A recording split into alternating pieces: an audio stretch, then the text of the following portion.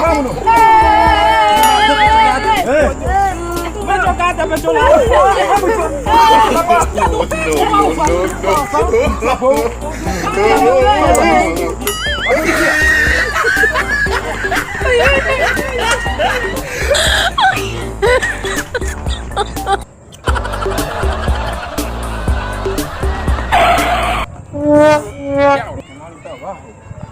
¿Cómo que maldita abajo? No, pero así yo no. Yo tengo grado, compadre. Claro, pero así no. Tú tienes que controlar su maldita boca. Pero lo tuyo. Mira a ver si yo tengo grado.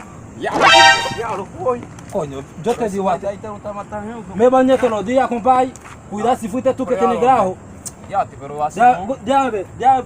¡Ay, mi madre! Lo tuyo. Pero tú tienes un maldito huevo podrido abajo de la zona. Me voy, muchacho, me voy.